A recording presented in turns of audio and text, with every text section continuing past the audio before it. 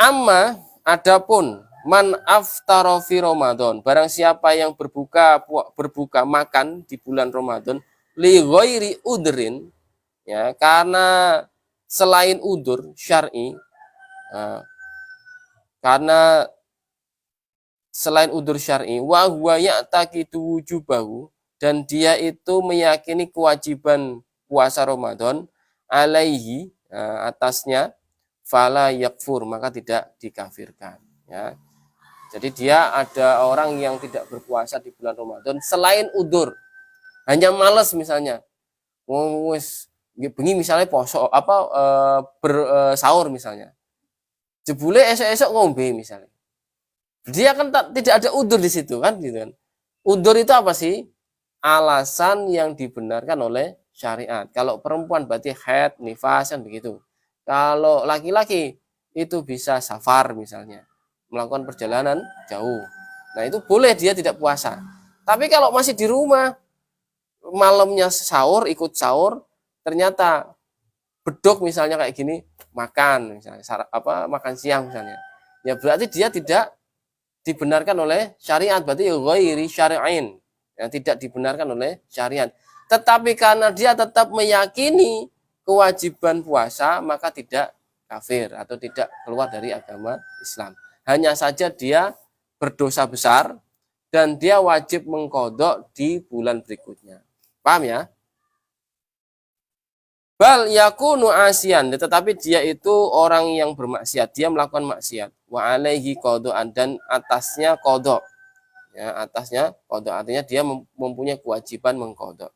Al ayam, hari-hari yang ditinggalkan, allati aftara fiha, yang dia makan di dalam bulan Ramadan. Puasa, ya, secara bahasa adalah menahan. Nah, ini kalau bahasa Arabnya wasyamu lughatan, secara bahasa, siam secara bahasa, al-imsaku. Nah, namanya al-imsaku. Jadi imsak itu, kata-kata imsak, nah, wis imsak apa durung? Nah, itu artinya sudah kita tahan, mulai menahan. Maksudnya begitu, paham ya? Jadi puasa itu berarti imsak. Bahasa Arabnya namanya imsak. Imsak itu menahan. Jadi secara bahasa imsak atau menahan. Ya, bisa dipahami ya. Jadi kalau Bu sudah baru bangun, udah imsak apa belum? Nah, misalnya.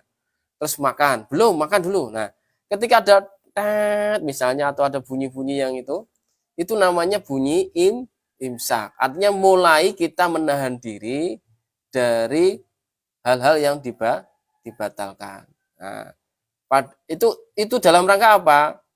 Mewaspadai kalau fajar itu sudah terbit. Karena puasa itu aslinya mulai terbit fajar sampai terbenamnya matahari. Jadi imsak itu menahan diri. Sedangkan dalam pengertian syara wa syar'an, al-imsaku anil mufattirati min aklin wa syurbin wa ghairihima minal fajri hattal maghribi ma'an niyatil mubayyatati bil qalbi.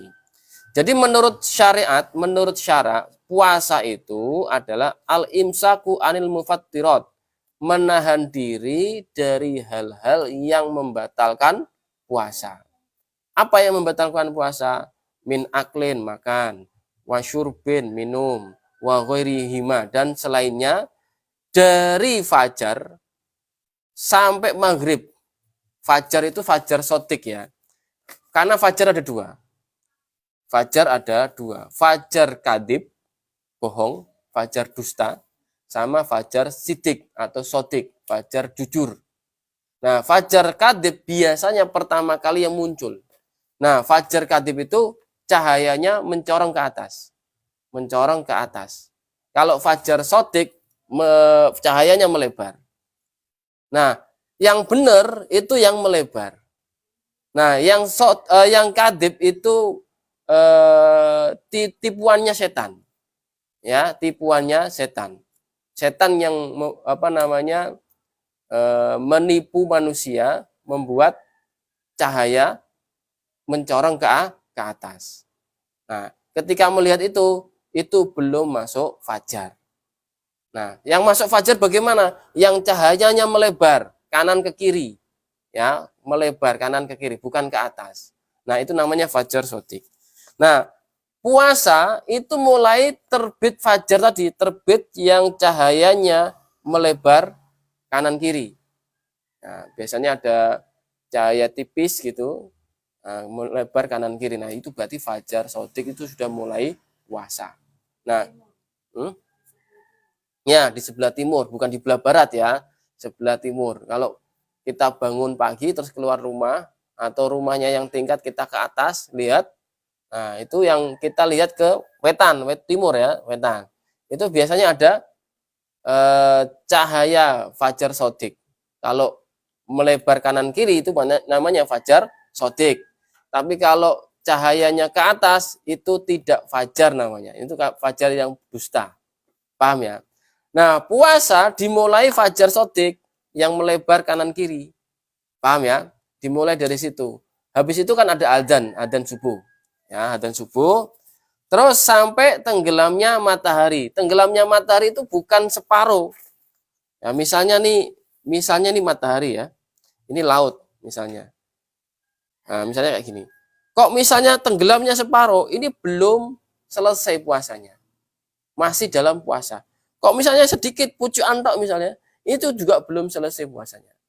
Puasa selesai itu kalau sudah tenggelam penuh, baru kita harus berbuka. Ya, kalau ada orang masih di sini matahari masih separuh, kok dia sudah berbuka, maka batal puasanya. Dia wajib qadha. Paham maksudnya? Karena belum 100% penuh tenggelam. Kok misalnya ada lagi orang yang berbuka tapi matahari masih ketinggal sidik misalnya, pucuk antok misalnya, maka itu belum selesai, puasanya belum selesai ya. Jadi kalau ada orang yang berbuka, maka dia wajib qadha, dia batal puasanya, qadha di hari berikutnya. Paham ya? Makanya hati-hati. Tidak boleh berpedoman dengan suara adzan ataupun orang lain. Makanya kita kalau bisa ya jalan-jalan ke pantai di maghrib ya, membawa jam sama melihat tenggelamnya matahari penuh itu jam berapa.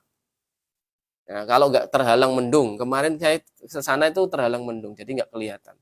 Nah, sore ini kalau misalnya teman-teman mau ke pantai, itu bisa kelihatan. Nah, jalan-jalan ke situ maghrib-maghrib, bawa jam sama lihat matahari tenggelam penuh, itu jam berapa.